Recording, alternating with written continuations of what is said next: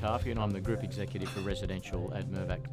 Mirvac's always been interested in innovation, and through its outset it innovated with product to meet market demand. And arguably we've been a market leader for the whole of our operation, effectively 43 years. Innovation is very, very important. You can't be a market leader for over that period of time if you're not an innovative organisation.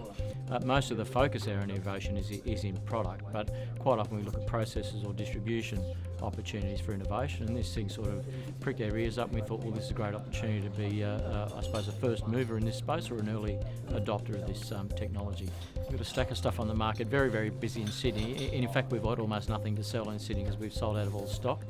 We've got some more product to get up and away at Harold Park and Green Square in particular, in terms of the apartment stock. And around the country, we've got a couple of apartment buildings in Brisbane, in Melbourne and in Perth that we're sort of getting underway, and we have sales on in order to kick construction off. But equally, we've got about 48 master plan community projects around the country. They're all sort of firing as well, particularly in Sydney and Melbourne, but to some extent also in the Brisbane and Perth market. So we were, I suppose, a first mover in terms of technology in our display suites. We recognised that clearly we used pictures and drawings to try and sell off the plan in the past.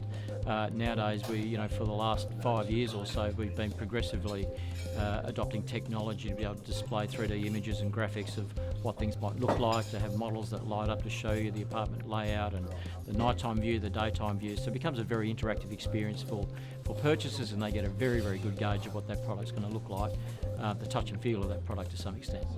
One of the most important things in real estate, particularly over the last 5 to 10 years, is monitoring the social trends. It's having a major impact, and certainly there's been an exponential shift in social trends. So to give an example, 10, 15 years ago, a young pre-family couple would have used either their wedding or the birth of their first child as a catalyst to move out to the burbs, for the detached dwelling on a 600 square metre lot, and started the commute into the city.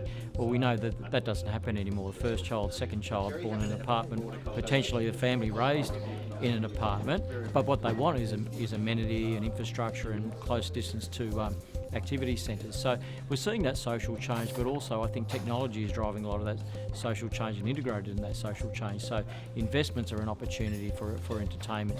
Every form of interaction on the internet to some extent becomes an entertainment opportunity. So the way millennials are interacting both with each other then with the world around them, I think is a vast change from what we've seen in previous generations. I don't like giving advice to investors, and we're not really geared up to do that. Our product speaks for itself. People will form a view.